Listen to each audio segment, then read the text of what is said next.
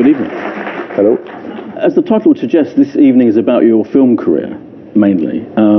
Were there films, or was there a film, particularly when you were growing up, that you particularly liked and kind of inspired you, and you thought, well, yeah, I could get into that kind of world? You have to remember what kind of films were knocking around when I was a child. When I was I remember the school cinema club was full of things like the Titfield Thunderbolt, and then things changed a lot when I went to art school.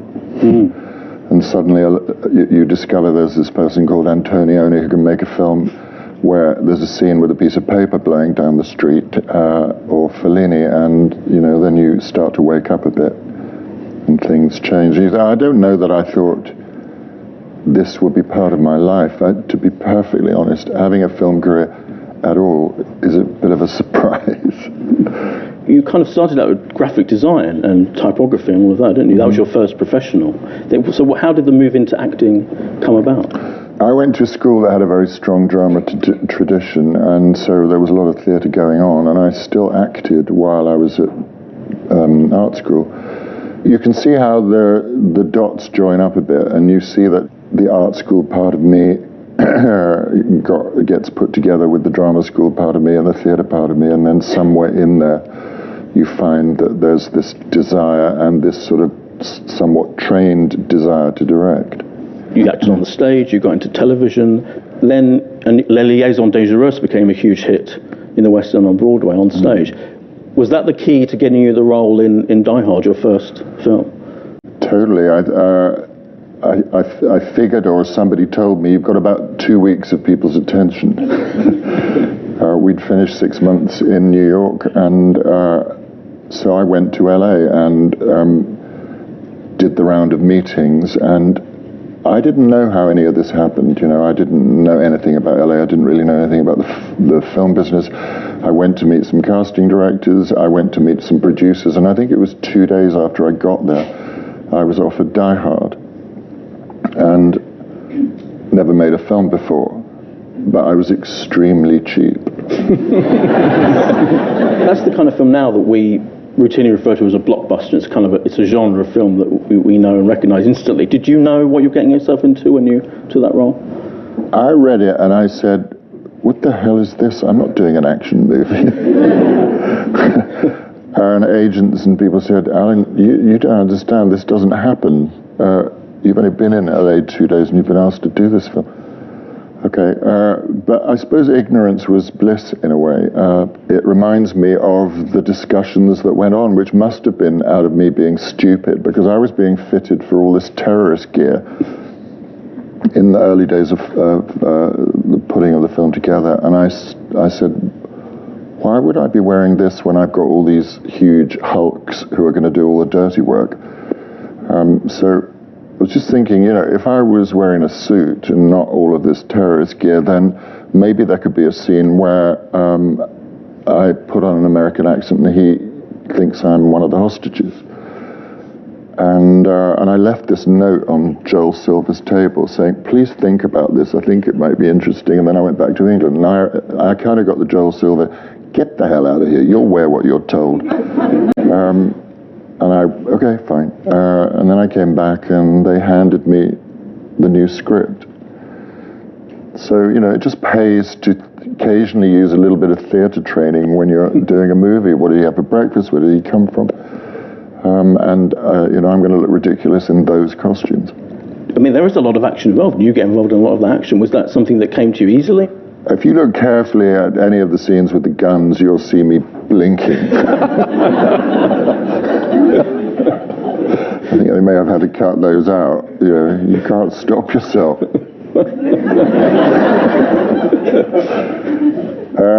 It's a bit shocking how thrilling it is to shoot a machine gun. That I discovered. I bet. And then I remember towards the end of the shooting, they said, we have this shot. They came to me sort of not looking me quite in the eyes. They've got this shot at the end. We want to, you've got to fall from the top of the building, and we could use the stand-in, but of course if we'd use the stand-in, we'd have to put it on the back of his head going down that way. I thought about it. I said, I'll do it. because this is before the days of CGI. Now anybody do it because you'd just be falling nowhere and they'd blow your clothes in a computer. That had to be done for real. So I said, so how do we do this? And they said, okay, well, we'll train you.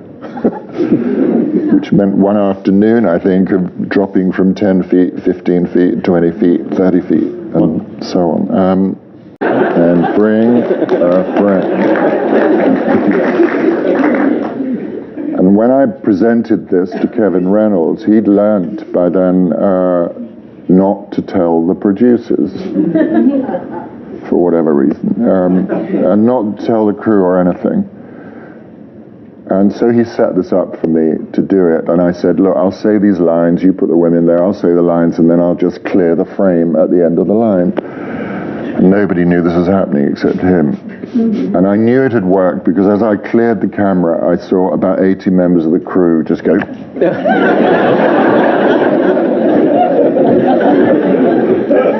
And then occasionally, Mary Elizabeth Mastrantonio, who was being sort of seriously made Marion, she'd come over to do one of the scenes with us, and she said, I want to be in his film.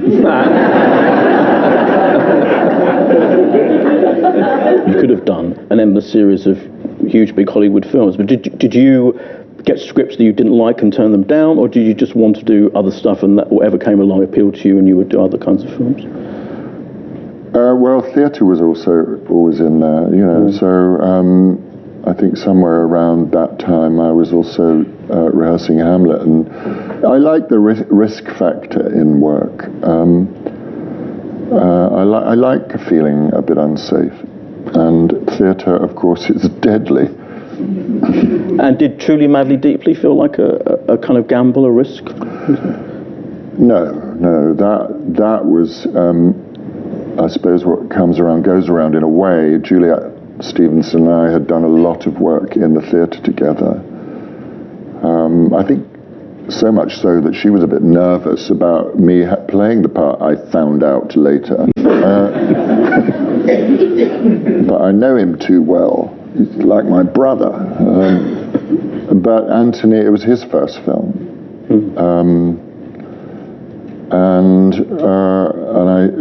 You're there. Now you learn all sorts of stuff that you realise you've stolen down the line, like Anthony's vulnerability on the set, the fact that he gathered the crew and actors together on day one and just said, I have one word, help. The fact that he put huge value because of his theatre writing on rehearsals. So we had 2 weeks of rehearsals to achieve whatever we achieved in that. And the fact that Juliet and I trust each other so much is, I think, gold dust when you're doing that sort of work.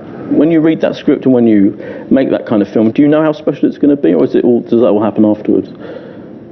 It's a sort of litmus test because, you say everybody fell in love with that film. I wouldn't say the critics did. Oh, really? Okay. And I wouldn't say, I think it was even on Room 101 once. And I think it went down. I read an interview recently in Empire where you talked about, where they asked you whether any particular roles was close to you, your personality. And Sense and Sensibility came up, this character who's kind of very dignified and calm. I think that was the reason. That's one of the reasons. Yes, I'm so dignified. No. Emma Thompson's script and Ang Lee directing. Now that seems like what a magical combination that's going to be. But back then, Ang Lee didn't speak very good English, did he, particularly? So how was it working with him? Well, then a lot of people thought he's going to direct Jane Austen, but I'd seen Eat, Drink, Man, Woman, and you just thought, well, this is an inspired choice, really, because he's visually so wonderful. Added to which, Emma had written an absolutely wonderful script out of her genius and love of Jane Austen. You had to, you kind of had to interpret what Ang was saying quite a lot of the time. And he'd have his own way of getting upset about something or think about something. He'd go and disappear off in the middle of a field with a little cardboard box and a big pile of pink buns. Just sort of sit there during lunch thinking. And then you had to translate. Emma's put it in her book where things that he said to us, like, my one was, Alan, be more subtle, do more.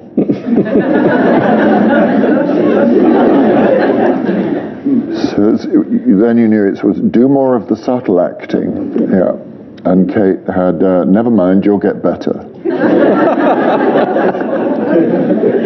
So it got to the point quite quickly, and of course the other thing is, of course, on that film there was a lot of laughter. You know, she's not unfunny, Miss Thompson. And working with Kate Winslet on that film, of course, is in your new film, which we'll get to later. But she's recently said, I think this came up at the premiere the other day, where she said she was scared of you. Did you know about that?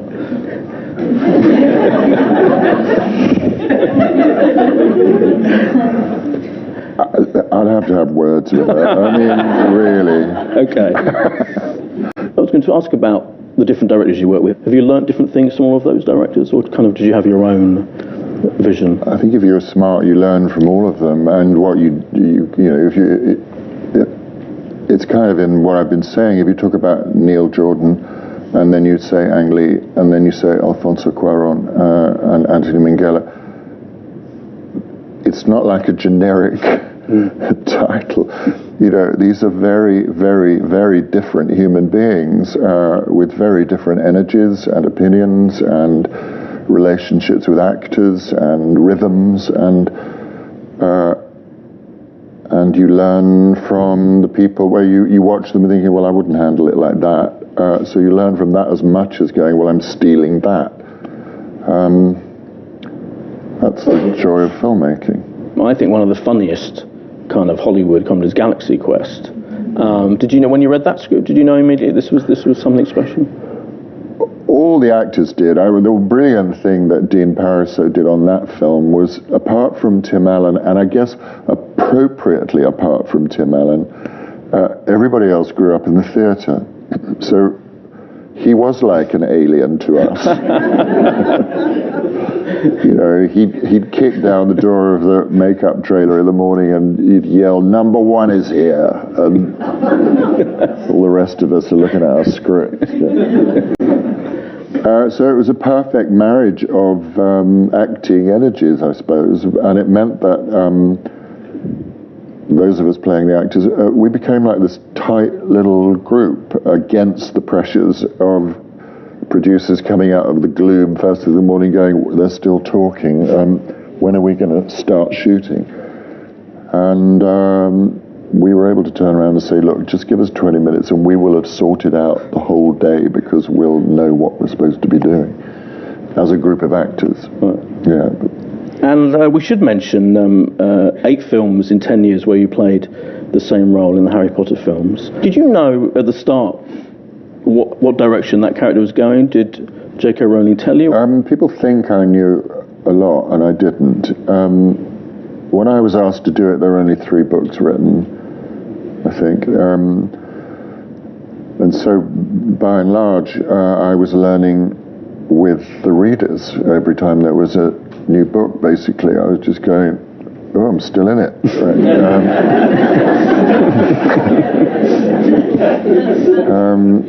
Right. But when I was asked to do it, and I'd read the first book, and I said, look, I really need to talk to her. I can't play this. I don't know where this character's going. And so they put me in touch with her and over the phone, and she was with her sister that day, and she said, I can't talk now, I'm with my sister, I'll talk to you tomorrow. So that's how much Jo Rowling kept it to herself. And then she gave me it wasn't even a fact, she just gave me one piece of information, and I promised her I would never share it, and I never will, and not that it's anything people don't know now, but she gave me one piece of information which made me know that whatever happened, I had to try to drive down 2 roads at the same time until all the facts emerged.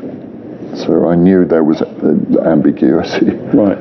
Did it feel like a kind of mad situation for you involved, or did you just let it all? It was a very changing thing, of course, as it would be over 10 years. Apart from anything else, three leading actors start out at 12 years old and then they're 22. Meanwhile, CGI is growing up along with you. So at the beginning of it all, we used to go off on location. Forget that by the end of it. You know, we were in a pile of old grass around at the back of Leavesden Studios with a big football stadium of lights. And I will never forget, on the last film at 3 o'clock in the morning, Michael Gambon staggering up this piece of old grass and looking at me and saying, "Am I dead in this scene?"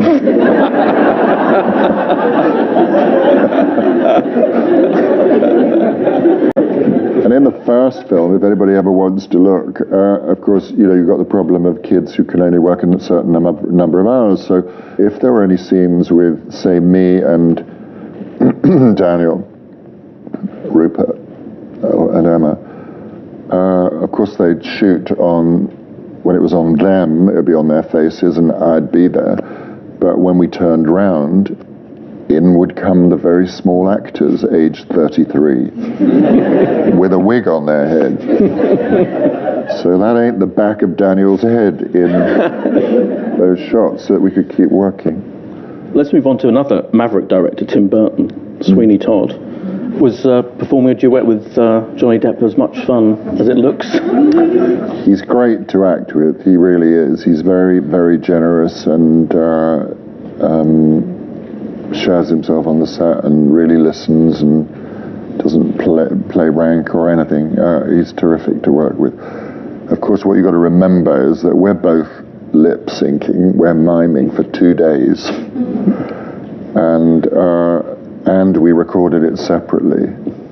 So I didn't hear it put together until we got on the set. And Tim Burton, what was it like? He seems a very incredibly visual director.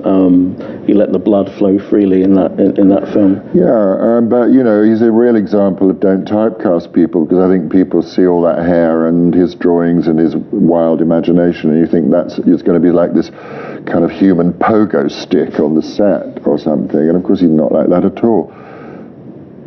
And going back to your other question, I used to watch him. And he'd be in between takes, he'd just pace up and down, and you knew, he wasn't talking to anybody, but you knew he was just locked inside his own pictures that he was putting together, or here's how he was going to stitch it together story-wise. And I really admired things he asked for, like on the set, it was an interior but exterior set of Fleet Street.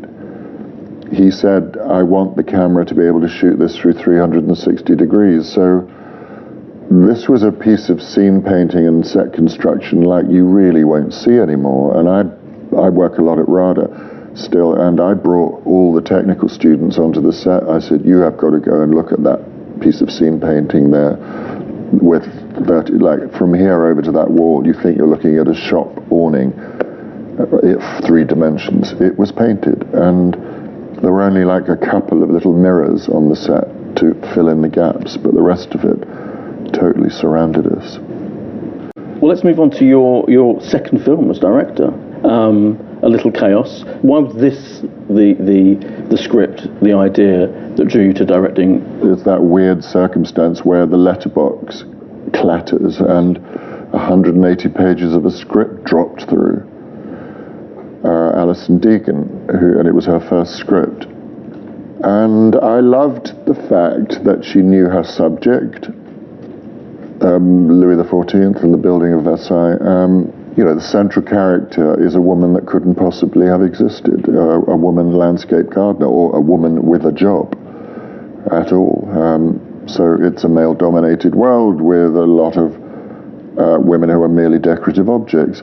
Weirdly, that has modern parallels still, so I like that about it. It's a very obvious question, but I have to ask it. Directing yourself, how many takes of yourself did you demand?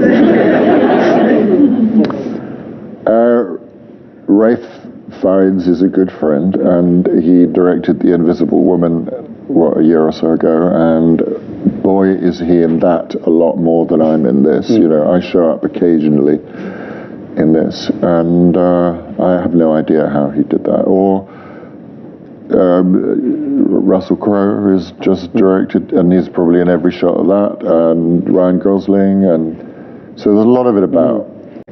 No, it's not easy. It's not even, I think, for me, desirable. But the good thing about playing Louis XIV is he doesn't move very much. So you don't have to do blocking for him, because people come to him. One of my great beliefs is not to think about what you're saying, think about what you're hearing, so that what you say is automatic. Then you've got a chance of something happening between you, because you're not focusing on yourself, you're focusing on the other person. Then there might be a story. And Kate is one of the greatest listeners you'll ever sit in an editing room thanking God for, when you want to watch a character learn about herself, which is what she has to do in this film, figure out who she is. I could see her listening all night to our guest, but just leaves me to thank Alan Rikman. Thank you.